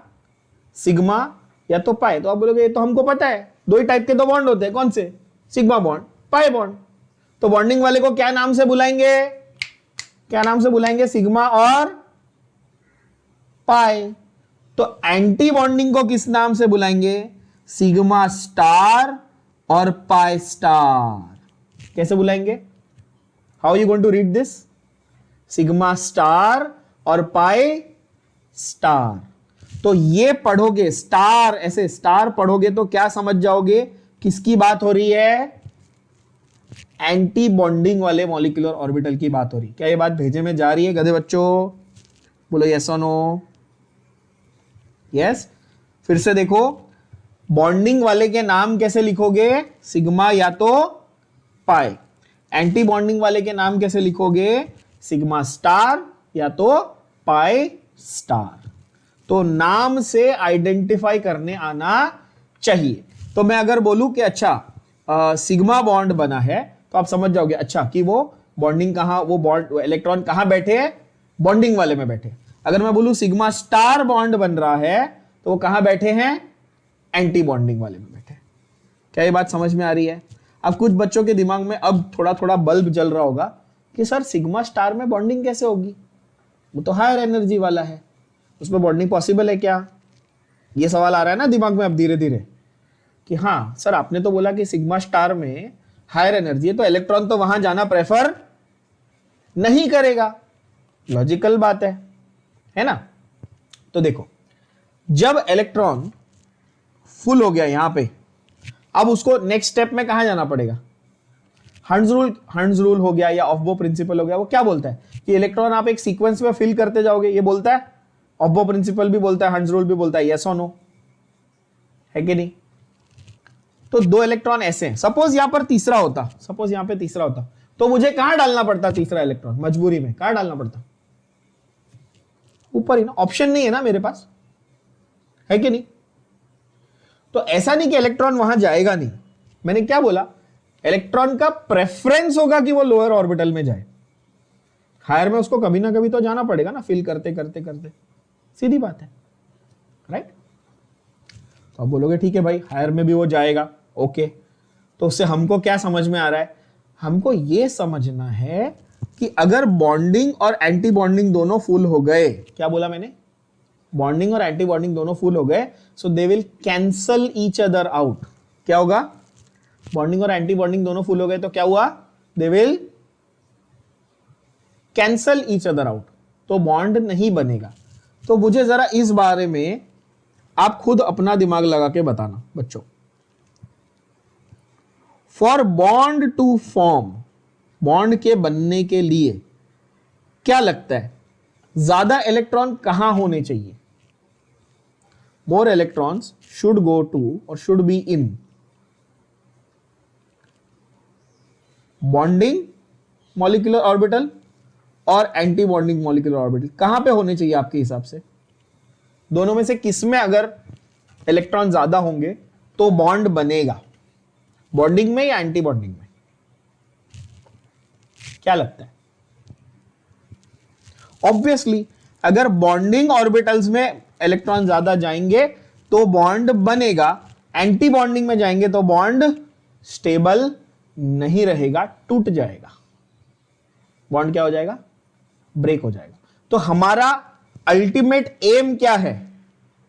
हमारा अल्टीमेट एम है ये प्रूव करके दिखाना इस थियरी से कि ज्यादा इलेक्ट्रॉन्स कहां पे एंड अप होते हैं? बॉन्डिंग मॉलिक्यूलर ऑर्बिटल में एंड अप होते हैं। क्या ये बात भेजे में गई कि ये थियरी बेसिकली है क्या? क्या है ये थियरी? सिर्फ फिर से देखें, थियरी ने क्या बोला? एटॉमिक ऑर्बिटल्स थे, वो मिले और मॉलिक्यूलर ऑर्बिटल्स बने। पहली बात, दो टाइप के बने, बॉन्डिंग वाले और एंटी बॉन्डिंग वाले। बॉन्डिंग वाले को हमने नाम क्या दिया? सिग्मा या पाई। एंटी बॉन्डिंग वाले को नाम क्या दिया हमने? सिग्मा स्टार या पाई स्टार। और हमें प्रूव क्या करना है कि जब भी एक मॉलिक्यूल तैयार हो रहा है, वो मॉलिक्यूल तैयार होगा, बॉन्ड बनेगा, स्टेबल होगा। कब? जब ज्यादा इलेक्ट्रॉन्स कहां पर पहुंचेंगे? बॉन्डिंग वाले मॉलिक्यूलर ऑर्बिटल्स में पहुंचेंगे। क्या ये पूरी थियरी का आपको फंडामेंटल आइडिया समझ में आया? बोलो यस और नो। तो यहां पर बॉन्डिंग और एंटी बॉन्डिंग का एक अच्छा पिक्चराइजेशन आपको समझ में आएगा। और एग्जाम्पल में मैंने यही लिया, देखो हाइड्रोजन का 1s, दूसरे हाइड्रोजन का 1s। मैं हाइड्रोजन मॉलिक्यूल की ही बात कर रहा हूं। पहले वाले का पॉजिटिव, दूसरे वाले का पॉजिटिव। जब ये दोनों मिलकर एक हायर एनर्जी वाला फॉर्म बनाएंगे तो कंस्ट्रक्टिव ओवरलैप होगा, और लोअर एनर्जी वाला फॉर्म बनाएंगे तो डिस्ट्रक्टिव ओवरलैप होगा। ऐसा फंडा है, ठीक है। अब यहां पर वो लोग हायर एनर्जी और लोअर एनर्जी इसकी बात नहीं कर रहे, ठीक है, हायर स्टेबिलिटी और लोअर स्टेबिलिटी की बात करें। तो ध्यान से देखना, जब कंस्ट्रक्टिव ओवरलैप हुआ तो सिग्मा बॉन्ड बना। अच्छा, सिग्मा मतलब बॉन्डिंग या एंटी बॉन्डिंग? सिग्मा का मतलब बॉन्डिंग या एंटी बॉन्डिंग? सिग्मा वाला बॉन्डिंग, सिग्मा वाला बॉन्डिंग। और सिग्मा स्टार, ये देख रहे हो आप लोग, मेरा कर्सर देख पा रहे हो स्क्रीन पे, सिग्मा स्टार, ये कौन सा? Anti bonding. तो जब कंस्ट्रक्शन हुआ, कंस्ट्रक्शन मतलब कि वो अच्छी स्टेबिलिटी, कंस्ट्रक्टिव ओवरलैप मतलब वो अच्छी स्टेबिलिटी प्रोवाइड करना चाहता है तो सिग्मा बॉन्ड बनेगा। जब वो डिस्ट्रक्शन करना चाह रहा है, यानी कि स्टेबिलिटी को खराब करना चाह रहा है, तो क्या होगा? सिग्मा स्टार, यानी कि एंटी बॉन्डिंग टाइप का मॉलिक्यूलर ऑर्बिटल बनेगा। क्या ये बात समझ में आई सबको? तो कंस्ट्रक्टिव और डिस्ट्रक्टिव वर्ड आप कब यूज करोगे? Constructive you will use for bonding, destructive you will use for anti bonding. क्या ये बात समझ में आई एवरीबॉडी?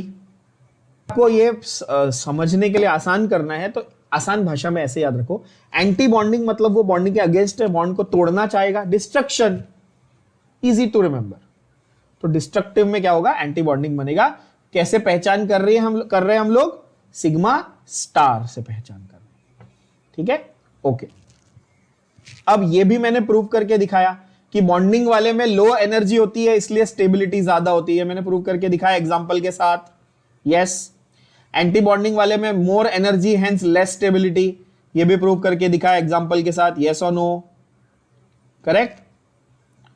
और यहां पर भी जब हम लोग इलेक्ट्रॉन्स फिल करेंगे, इलेक्ट्रॉनिक कॉन्फ़िगरेशन यानी कि इलेक्ट्रॉन्स भरोगे आप, जब फिल करोगे तो भी आप वो जो तीन हमारे रूल्स थे, कौन से? ऑफ-बो प्रिंसिपल, पॉलीज एक्सक्लूजन प्रिंसिपल और हंड्स रूल, ये तीनों रूल फॉलो करोगे, इसका कोई एक्सेप्शन नहीं है। क्या ये बात समझ में आ रही है? Yes, okay. अब जरा टेक्स्ट बुक की भाषा में देखते हैं। The textbook language is a little bit complicated with respect to MOT. We'll simplify it as far as possible. ठीक है? सबसे पहली बात, this theory is successful to give satisfactory electronic description for majority of the molecules. ठीक है? जो VBT था हमारा, वो satisfactory explanation देता था, बट कुछ जगह पे जहां पे उसकी शॉर्ट कमिंग थी, उसके लिए हम लोगों ने क्या किया? मॉलिक्यूलर ऑर्बिटल थियरी MOT को इंट्रोड्यूस किया।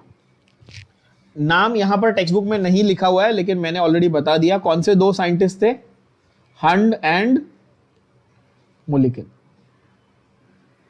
ठीक है, KEN या KAN जो आपको लिखना लिख सकते हो, ओके।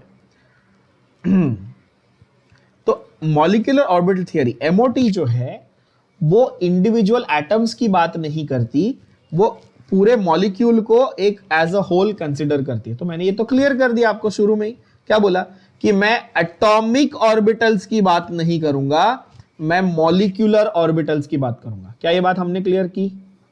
यस और नो, है ना? जैसे एक एटम में एटॉमिक ऑर्बिटल्स होते हैं वैसे ही मॉलिक्यूल में मॉलिक्यूलर ऑर्बिटल्स होते हैं।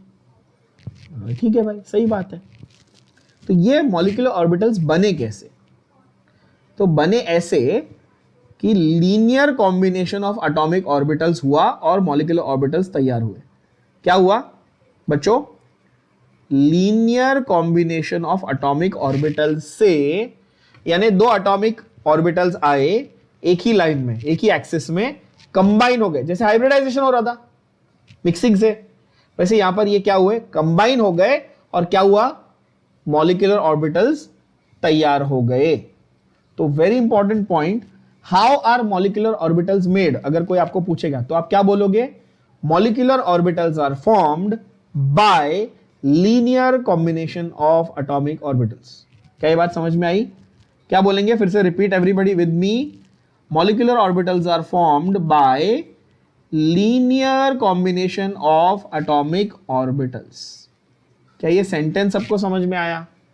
Again let me repeat here, इसको समझने के लिए आप फिजिक्स का जो फंडा है इंटरफियरेंस ऑफ वेव्स उसको यूज कर सकते हो। अगर आपने फिजिक्स में अभी तक ये कॉन्सेप्ट नहीं पढ़ा है तो कोई बात नहीं, आगे आप पढ़ोगे। Interference of waves which can be constructive और डिस्ट्रक्टिव। अगर आप चाहो तो मैं आपको अभी समझा देता हूं। So to understand interference of waves, na, let's take a small example. All of you have heard of noise cancelling headphones, earphones? सबने सुना है ना? एप्पल वाले आजकल बड़े फेमस आते हैं ना, वो एयरपॉड्स। हाँ, एयरपॉड्स प्रो में आता है कि वो मतलब आपको बाहर की आवाज नहीं आएगी। कभी आपने बैठ के ये सोचा है साइंस स्टूडेंट्स की ये कैसे होता होगा? ये होता है डिस्ट्रक्टिव इंटरफेरेंस से।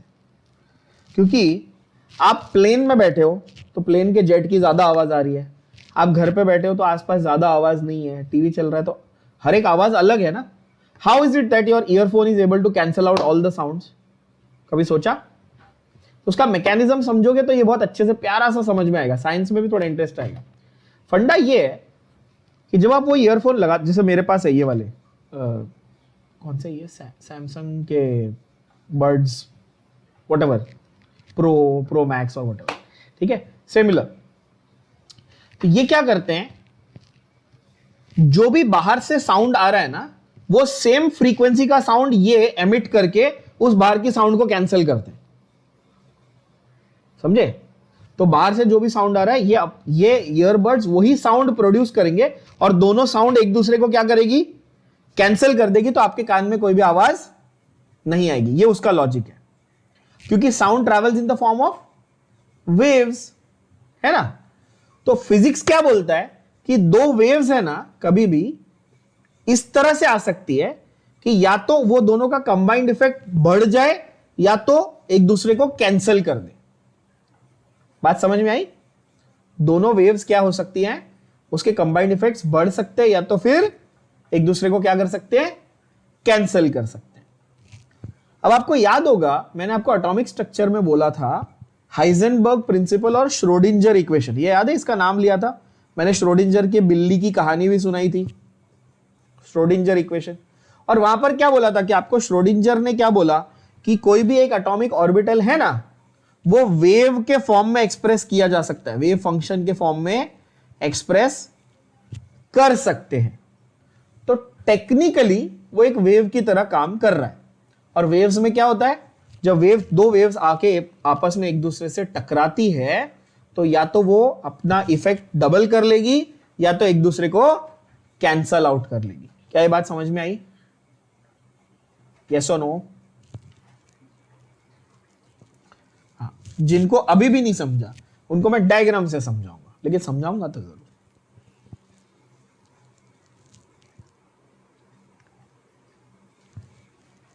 ये है तुम्हारी एक वेव, समझो, एक वेव का रिप्रेजेंटेशन। एग्जैक्ट सेम ऐसी ही दूसरी एक वेव भी आपके पास है। अब जब ये दोनों वेव्स एक दूसरे से मिलती है, ये दोनों वेव्स एक दूसरे से अगर मिलेगी तो ऐसा हो सकता है कि एक के ऊपर एक आ जाए। क्या हुआ ये कंस्ट्रक्टिव इंटरफेरेंस, मतलब कि दोनों वेव एक दूसरे के ऊपर, इसका क्रेस्ट इसके क्रेस्ट से मिल गया और इसका ट्रफ इसके ट्रफ से मिल गया। समझ में आ रही है बात? बोलो हाँ या ना। यस। लेकिन दूसरा एक और पॉसिबिलिटी था कि अगर इसका क्रेस्ट इसके ट्रफ से मिल गया तो क्या लगता है क्या होगा? ये पूरा पार्ट को क्या होने वाला है, ये ऊपर जा रहा है और ये नीचे जा रहा है, ये कैंसल, ये ऊपर जा रहा है ये नीचे जा रहा है, ये कैंसल। बात समझ में आ रही है? तो कैंसलेशन हो जाएगा ये एरिया में वेव का, समझा? तो वेव की एनर्जी एक दूसरे को क्या करेगी, कैंसल आउट कर देगी। इसको बोलते हैं डिस्ट्रक्टिव इंटरफेरेंस। क्या बोलते हैं इसको? डिस्ट्रक्टिव। और जब वो दोनों एक दूसरे से जुड़ जाएंगे तो क्या होता है, कंस्ट्रक्टिव इंटरफेरेंस। क्या ये बात समझ में आई? जब मिलके काम किया तो कंस्ट्रक्टिव, एक दूसरे को काट दिया तो डिस्ट्रक्टिव। ये आप फिजिक्स में साउंड वेव्स में भी अप्लाई करोगे, इलेक्ट्रोमैग्नेटिक वेव्स में भी अप्लाई करोगे, बहुत जगह ये फंडा आप अप्लाई करने वाले हो। तो कंस्ट्रक्टिव और डिस्ट्रक्टिव अच्छे से समझ लेना। केमिस्ट्री में उतना ज्यादा यूज नहीं है एक्चुअली, ठीक है? तो अब देखो, interference of the electron waves are constructive or destructive, which means they can either reinforce each other, वो एक के साथ एक मिल सकते हैं, और they can cancel each other out। अब ये सेंटेंस एकदम क्लियर हुआ सब बच्चों को? कोई टेंशन नहीं है? दो पॉसिबिलिटी समझ में आ गई। अच्छा, जब वो एक दूसरे को मिल रहे हैं, कैन आई से एडिशन ऑफ वेव फंक्शन हुआ? जब वो एक दूसरे को कैंसल कर रहे हैं, कैन आई से सब्ट्रैक्शन ऑफ वेव फंक्शन हुआ? ये भी बात समझ में आई मैथमेटिकली। जब दोनों इक्वेशन क्या हुए, एक दूसरे से कैंसल हो गए तो सब्ट्रैक्शन होगा, और ऐड हुए तो, यानी कि जब रीइंफोर्स करेंगे तो एडिशन होगा। ये बात भी सही है ना? तो इससे आपके दो मॉलिक्यूलर ऑर्बिटल जो मैंने बताया आपको वो तैयार हो गए। कौन से दो मॉलिक्यूलर ऑर्बिटल तैयार हुए बच्चों? बॉन्डिंग मॉलिक्यूलर ऑर्बिटल जो लोअर एनर्जी वाला है, और एंटी बॉन्डिंग मॉलिक्यूलर ऑर्बिटल जो हायर एनर्जी वाला है। मार्किंग ध्यान से करते जाना। जब एडिशन होगा, अब ध्यान से ये सुनना जरा, कुछ बच्चे ये भी सोच रहे होंगे सर एडिशन से तो हायर एनर्जी होनी चाहिए। मैंने क्या बोला? मैंने कंस्ट्रक्टिव इंटरफेरेंस किस कॉन्टेक्स्ट में बोला था? स्टेबिलिटी के कॉन्टेक्स्ट में, ठीक है ना? स्टेबिलिटी के कॉन्टेक्स्ट में जब एडिशन होगा तो लोअर एनर्जी होगी। यही बात बहुत बच्चों को समझ में ही नहीं आती कि सर ऐड करने से लोअर कैसे होगा? अरे मेरे भाई, ऐड करने से लोअर एनर्जी मतलब जब दोनों वेव फंक्शंस ऐड होते हैं तो स्टेबिलिटी बढ़ती है। फिर से बात को समझो, और स्टेबिलिटी बढ़ती है मतलब लोअर एनर्जी। क्या ये बात समझ में आ रही है? जब दोनों वेव फंक्शन साथ में ऐड हुए तो स्टेबिलिटी बढ़ती है, इसका मतलब लोअर एनर्जी का ऑर्बिटल बना, एंड वाइस वर्सा जब सब्ट्रैक्ट हुए तो हायर एनर्जी बन रही है, यानी कि एंटी बॉन्डिंग मॉलिक्यूलर ऑर्बिटल तैयार हुआ। क्या ये बात समझ में आई? तो यहां पर मैं ऐसे लिख दूं क्या? फॉर्म्ड बाय एडिशन, और इसको लिखूं फॉर्म्ड बाय सब्ट्रैक्शन। तो आपको ये बात समझ में आएगी? क्या इस बात से आप अग्री करोगे? बोलो हाँ या ना। और एडिशन को मैं ब्रैकेट करके कंस्ट्रक्टिव इंटरफेरेंस, और सब्ट्रैक्शन को मैं ब्रैकेट करके डिस्ट्रक्टिव इंटरफेरेंस लिखूं तो ये भी समझ में आएगा अभी बच्चों। तो बॉन्डिंग वाले में क्या होगा? इलेक्ट्रॉन डेंसिटी जो है वो अच्छे से डिस्ट्रीब्यूट होगी, और जब इलेक्ट्रॉन डेंसिटी अच्छे से डिस्ट्रीब्यूट हो रही है तो वो क्या करेगा? वो स्टेबिलिटी को बढ़ाएगा। तो large electron density is observed between the nuclei. जबकि एंटी बॉन्डिंग में क्या होता है? Electron density is nearly zero between the nuclei. ये दो सेंटेंस को फिर से ध्यान से पढ़ो सब लोग, इस सेंटेंस को फिर से अच्छे से ध्यान से पढ़ो, दोनों सेंटेंस को रीड करो। क्या बोलता है? बॉन्डिंग वाले में ज्यादा इलेक्ट्रॉन डेंसिटी मिलती है, कहां पे? दो न्यूक्लियाई के बीच में। एंटी बॉन्डिंग वाले में क्या होती है? नियरली जीरो होती है। ये ध्यान में रखो स्टेटमेंट, और फिगर को देखो अभी ध्यान से। इस फिगर को आप उसके हिसाब से समझ पा रहे हो? देखो एंटी बॉन्डिंग, यहां पे सिग्मा स्टार है, दो न्यूक्लियाई के बीच में क्या बना दिया, नोडल प्लेन बना दिया। और नोडल प्लेन में मैंने आपको बताया कि इलेक्ट्रॉन एग्जिस्ट नहीं करता। क्या वो सेंटेंस और ये डायग्राम आपको समझ में आ रहे एक साथ? यस। जबकि जब पूरा मॉलिक्यूल अच्छे से बना है तो क्या हुआ कि इलेक्ट्रॉन्स पूरे मस्त एकदम बीच में आके सेटल हो गए यहां पे। तो यहां पर क्या हुआ कि अच्छे से इलेक्ट्रॉन डेंसिटी दिख रही है, लेकिन यहां पर नोडल प्लेन बन गया, बीच में खाली जगह बन गई, यहां पे इलेक्ट्रॉन नहीं है। तो वो स्टेटमेंट और ये डायग्राम आपके दिमाग में अच्छे से क्लियर बैठ जाना चाहिए। तो अब एक सेंटेंस जो मैंने ऑलरेडी 10 बार बता दिया, क्या? Placing an electron in the bonding orbital will lead to formation of bond. भाई जब इलेक्ट्रॉन बॉन्डिंग ऑर्बिटल में जाएगा तब बॉन्ड तैयार होगा। जबकि एंटी बॉन्डिंग में डालने से क्या होगा? बॉन्ड अनस्टेबल हो जाएगा। एंटी बॉन्डिंग में डालने से क्या होगा? बॉन्ड कैसा हो जाएगा बच्चों? बॉन्ड अनस्टेबल हो जाएगा। क्लियर बात? अच्छा, अब सवाल यह है कि ये वाली थियरी लगानी है तो क्या क्या कंडीशंस, जैसे हाइब्रिडाइजेशन के लिए कंडीशंस थी, क्या रैंडमली मिक्सिंग चालू कर दूं? नहीं भाई। तो यहां पर भी इंपॉर्टेंट है। कैसे? जो कंबाइनिंग ऑर्बिटल्स है उनकी कैसी होनी चाहिए? कंपेरेबल एनर्जी होनी चाहिए, है कि नहीं? ये तो सेम था लॉजिक हाइब्रिडाइजेशन जैसा, ठीक है। कंबाइनिंग ऑर्बिटल्स में थोड़ी बहुत सेम सिमेट्री भी दिखनी चाहिए। क्यों सिमेट्री दिखनी चाहिए? क्योंकि LCAO होना चाहिए, यानी कि लीनियर कॉम्बिनेशन करना है ना, तो अलोंग द सेम एक्सिस नहीं रहेंगे तो फायदा है क्या? जब उनका एक्सिस ही सेम नहीं है, जब उनका सिमेट्री ही सेम नहीं है, एक्सिस ही सेम नहीं है, तो क्या वो लीनियर कॉम्बिनेशन कर पाएंगे? कॉमन सेंस लगाओ। तुमको किसी चीज से लीनियर कॉम्बिनेशन करना है सीधी लाइन में, जब तुम्हारा और उसका रूट ही अलग है, वो ऐसे आ रहा है तुम ऐसे जा रहे हो, तो क्या मिलोगे तुम लोग? नहीं। तो तुम्हारी क्या चाहिए? सेम एक्सिस और सेम सिमेट्री चाहिए। बोलो हाँ या ना? बात समझ में आई? काफी सिंपल है। अब एक सेंटेंस यहां पर जरा ध्यान में रख लेना बच्चों। हम लोग कन्वेंशनली जेड एक्सिस को इंटरन्यूक्लियर एक्सिस मानते हैं। ये क्या है? ये कन्वेंशन है। कन्वेंशन मतलब ये हमने खुद कन्वीनियंस के लिए बनाया हुआ है। क्या ऐसा कोई रूल है? नहीं, बट कन्वेंशनली हम लोग जेड एक्सिस को ही क्या मान लेते हैं? इंटरन्यूक्लियर एक्सिस मान लेते हैं। यानी कि जब हम लोग जब डायग्राम्स बनाएंगे ना एमओटी के, तो हम लोग सबसे पहला इंटरन्यूक्लियर एक्सिस या पहला जो बॉन्ड है वो कौन से वाले में बनाएंगे? एक्स एक्सिस, वाई एक्सिस या जेड एक्सिस? कौन से वाले एक्सिस में बनाएंगे पहले? तो इससे बात क्या प्रूव होती है? बात ये प्रूव होती है कि even if energy is good, energy is fine, दोनों की एनर्जी सेम है, पर सिमेट्री मैच नहीं कर रही है तो कॉम्बिनेशन नहीं होगा। बात समझे? क्या बोलता है? Even if energy is same but symmetry is not same, they can not combine. मतलब कंडीशन क्या थी? एनर्जी भी मैच होनी चाहिए और सिमेट्री भी मैच होनी चाहिए। ऐसा रैंडमली तुम कॉम्बिनेशन नहीं बना सकते। बात जा रही है समझ में सबके? यस। तो फॉर एग्जाम्पल 2s जो है ना वो 2pz के साथ कर सकता है कॉम्बिनेशन।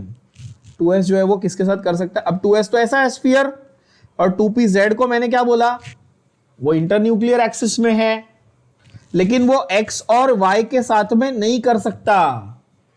बात समझ आ रही है मैं क्या बोल रहा हूं? इस तरह से ये वो बोल रहा है क्योंकि pz सिमेट्रिकल है अलोंग दी z एक्सिस, जबकि x और y अलग एक्सिस में है। अलग एक्सिस में चले गए तो वो कॉम्बिनेशन नहीं करेंगे। बात समझ में आई? Yes or no? ज्योमेट्री का पॉइंट समझना, नहीं तो फिर आगे डायग्राम्स नहीं बना पाओगे, और इसके बहुत कॉम्प्लिकेटेड डायग्राम्स है। ठीक है ना? तीसरा फंडा क्या है? Combining orbitals must have maximum overlap. ये तो पता ही है सबको, इसमें कोई नया बात है क्या? Maximum overlap is equal to maximum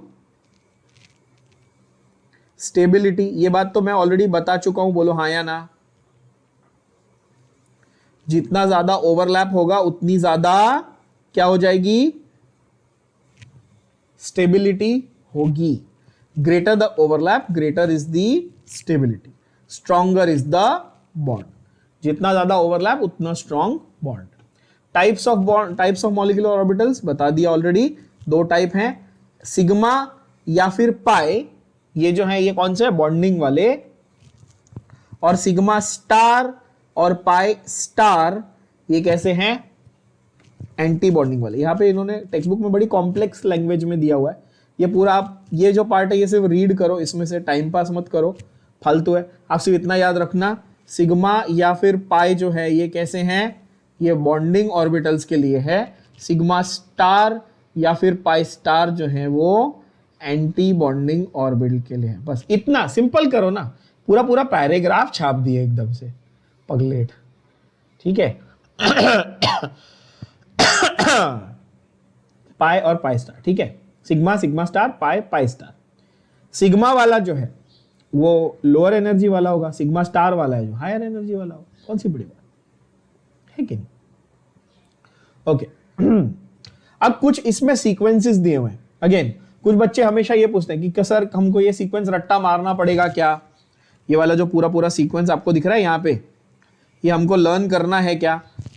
the answer unfortunately is yes for JEE and NEET students.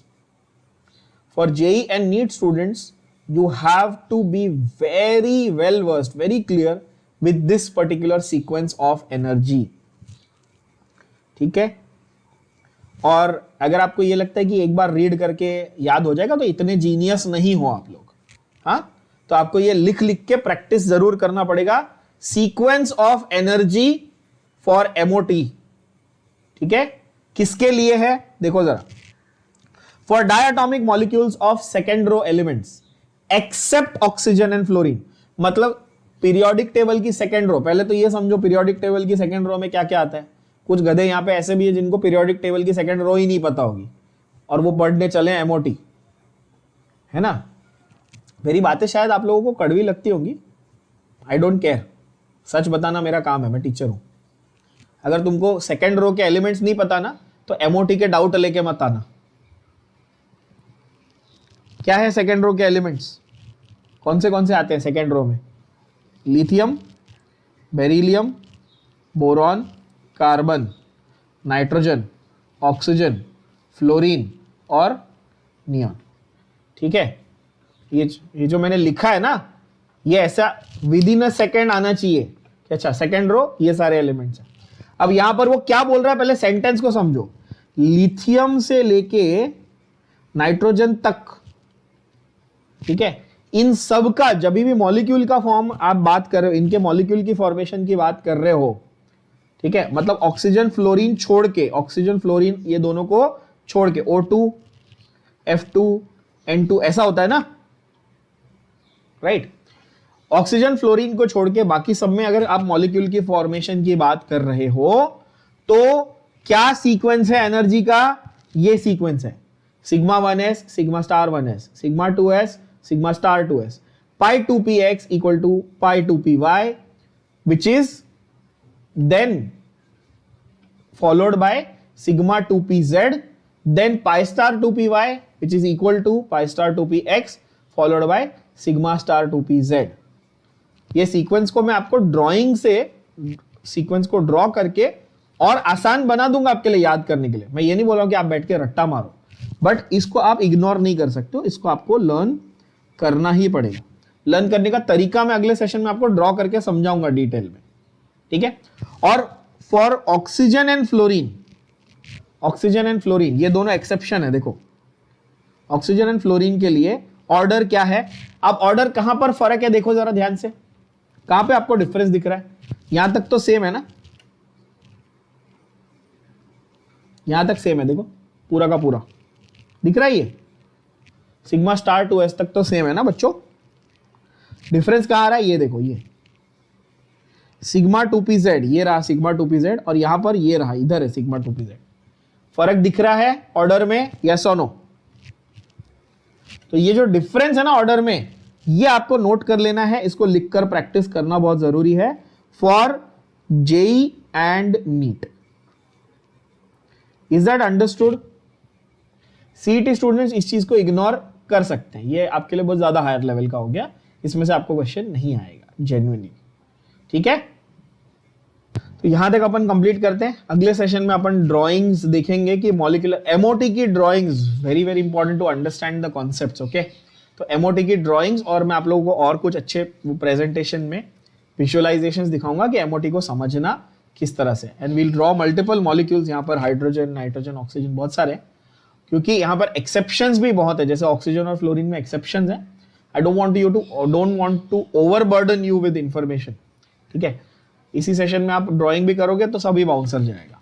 तो यहां तक पहले क्लियर कर लो अपने दिमाग में, बॉन्डिंग एंटी बॉन्डिंग क्या होता है, एनर्जी लेवल्स क्या होती है, कंस्ट्रक्टिव डिस्ट्रक्टिव क्या होता है, और ये जो ऑर्डर लिखा हुआ है सिग्मा, सिग्मा स्टार, पाई, पाई स्टार क्या होता है, ये ऑर्डर एक बार अच्छे से यहां तक समझ लो।